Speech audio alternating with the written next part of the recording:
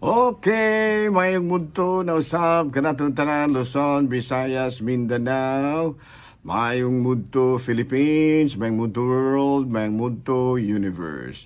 Ayan ang punta mga galan ng atong tulumanon sa kahanginan, CONA, Cathy Cases on Air, o ako lang gihapon kini inyong ubus nga lagad, Reverendo Padre Edwin Academiaca. Mabino adlaw na usab karon nga Biyernes, ikatulong Biyernes na kini higala sa bulan sa Agosto, no, pizza 21. So, kumusta na mga higala ha? Naghidaot ako nga na kamong tanan sa Kapiskay sa Panlawas ni ining sayong dilin na rin sayong kamutuhon. Ni ining kamutuhon. So, kumusta na mga higala? Naghinaot ko nga na kamuntanan sa Kapiskay sa Panlawas. Walay ibo, walay hilanat, walay sakit sa tiyan, walay arthritis, wala mag-away sa imong bana, wala mag-away sa asawa, wala sukli sa mga anak. Wala mo kubrahe sa utang. Walay problema sa igbalayat sinuriko o daghan panguban. Nahala no? Kina to mahiga na komedya ra gini. Dalang tinuod.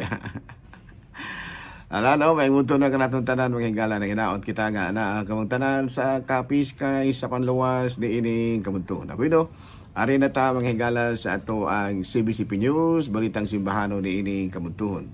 Cardinal Luis Tagle, nagkanayon, families, not phones, must guide children. No, makini ang nahimong mensahe usab sa atong talahuron nga kardinal dahil sa misa niya dito sa Holy Sacrifice Parish dito sa UP Diliman. Tinood man yun mahingala, no? Nga usahay ang mga bata nato karon mas gigiyahan na sa cellphone, wala na sa ginikanan. So muna nga it is a challenge sa atong mga ginikanan nga sila gyud mo ay mugiya, labi na gyud ang pamilya sa mga anak. Kamo na mahibalo din. Kamo na mahibalo din na ayaw jug tuguti nga ang mga cellphone maoy mugiya sa kinabuhi sa inyong mga anak. Balita makigala gikan sa Vatican, ang si Pope Leo nagkanayon, the wounds of war extend beyond the battlefield, no?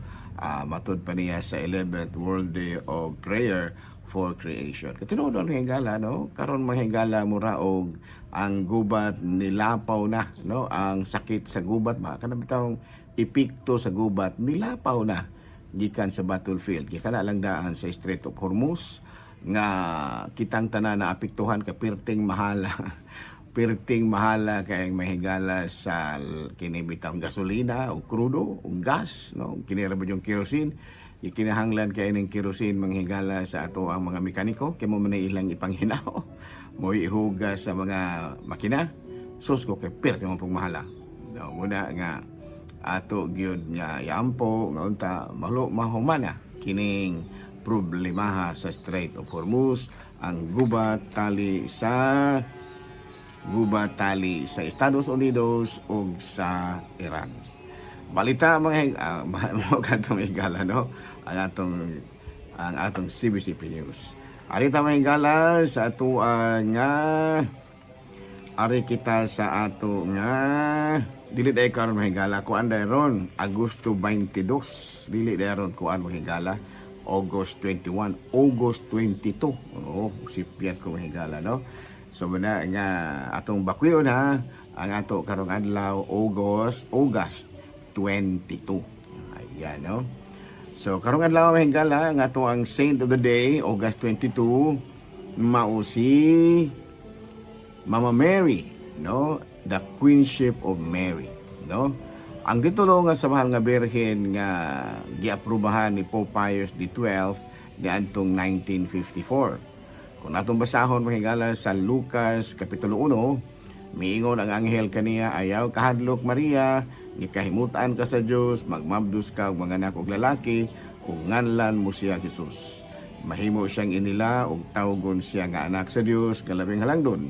Ang Ginoong Dios maghimo kaniyang hari sama sa iyahang katigulangan nga si David, ug mahimo siyang hari sa mga kaliwat ni Jacob hangtod sa kahangturan, ug dili gyud matapos ang iyang gingharian.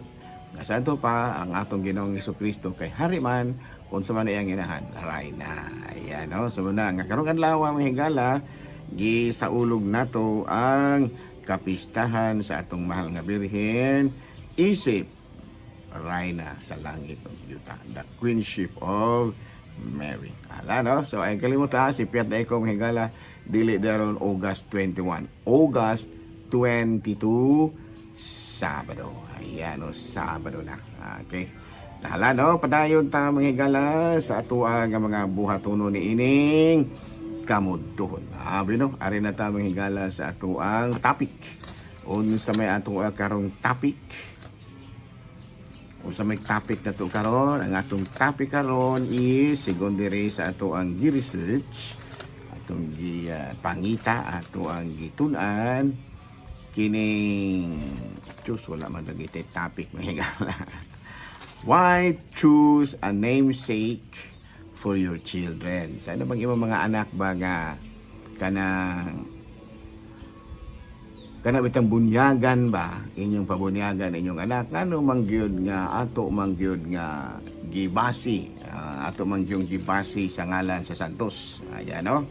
So number one reason is mahimo manggod ang Santos nga spiritual role model. Spiritual role model sa to pa kabahin sa iyang espirituhanong kahimtang mamahimo man niya nga modelo ang maong Santos niyang sangay. Ayan, no? Iyang Santos nga sangay, no? Ano man, tungod kay daghan baya kayong mga kalidad ang usa ka Santos nga angay gyud mabatunan sa usa ka bata. Unang-una, ang kaisog, no? Ang kaisog sa matud pa pag barug sa bisan unsang mga inhustisya ug mga kanang kakuyaw, no? Kini mga Santos isog na, dili na basta-basta na mga Santos. Unya, joy and humor, no? Sa ato pa ang kalipay ug kining dali rang makatawa, no? Humor, no? Showing that holiness includes a light heart and normal passions. So sa ato pa kinigong mga Santos mahigala pinaka-normal gina in their joy and humor. Muna nga aron pod nga ang atong mga anak mahisama ni ining mga Santos, mahimong buutan nganlan gyud nato ngalan og Santos. Kay daghan kaayong mga kalidad sa usa ka Santos nga angay gyud nga batunan sa usa ka tawo. Una nga atong anak ato gyud nga nganlan og Santos, no? Og sa iya pong kaluoy, pagkamaluluyon gikini mga Santos perti na ka makaluluoy, perti na ka maluluyon. Ayan, no? So muna nga awhagon dyan nato ang ato mga ginikanan kini mga bagong minyo nga magpabunyag pa sa ilang anak butang gyud og ngalan sa Santos kay matud palagi ang usa sa mga hinungdan ni ana is aron mamahimo ang Santos nga spiritual role model sa inyong anak. Unsa kanang pagi tungod kay mga Santos manggod daghang kaayog mga gitawag nato inspiring qualities. Ayan, no? Usa na niana mao ang kaisog, courage. Number 2, joy and humor. And number 3, compassion, pagka maluluyon. And because of this, ang sa maong mga paagi, ang ato ang mga anak, ang inyong mga anak, ang ginganlan ninyo, ang inyong ginganlan ninyo og ngalan sa mga Santos, mapuy-an gid nila sa ilang kinabuhi ang mensahe sa ebanghelyo. Ano?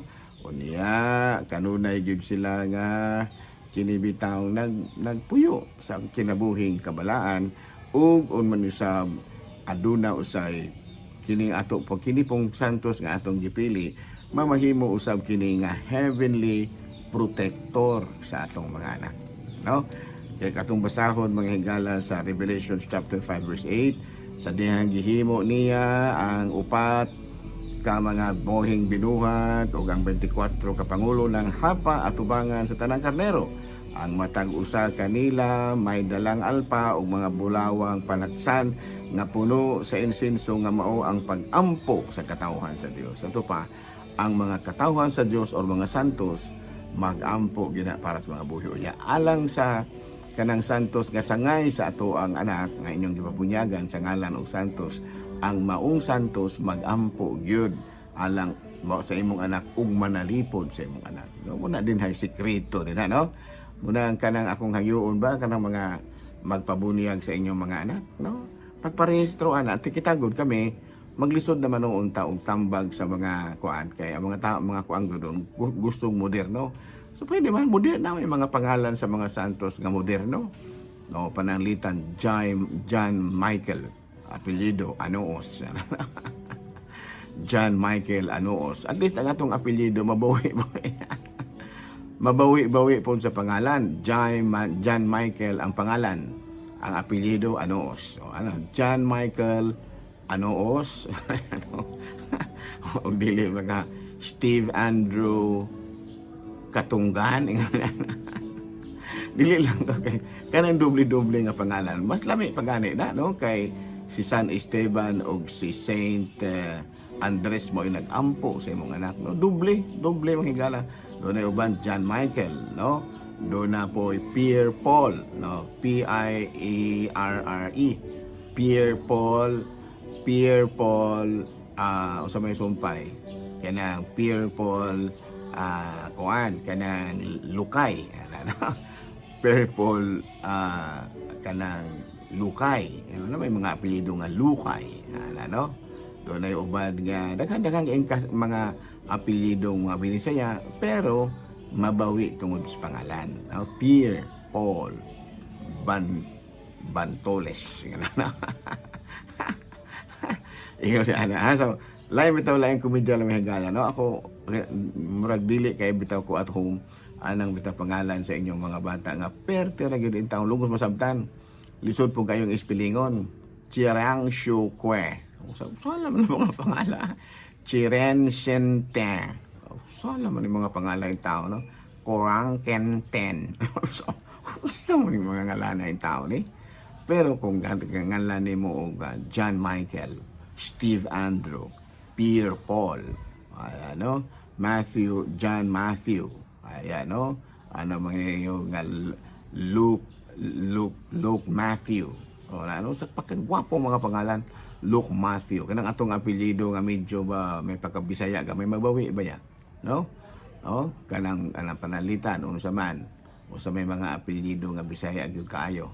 Kanang yang sa may kaya Katunggan ano Anoos no Agipo ano na na mga apelyido nga Agipo o panalitan ang pangalan nimo sa inyong apelyido kuan mo kanang Agipo atong tanaw ng pangalan sinangalan ani kuan siya sa kan Michael Matthew Agipo o yang angga MM o ninindot kayo no Michael Matthew Agipo o ayan no naman tagiwala itong Agipo pura gyud ito pa may pagkaparente ni Fernando po lamang kay Michael Matthew Agipo.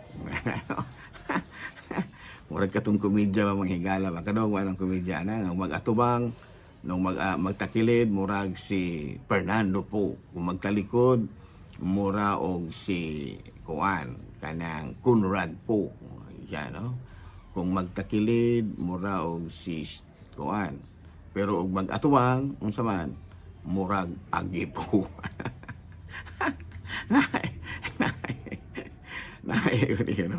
Magtakilid murag si Fernando po ug magtalikod murag si Conrad po no ug mag-atubang murag Agipo.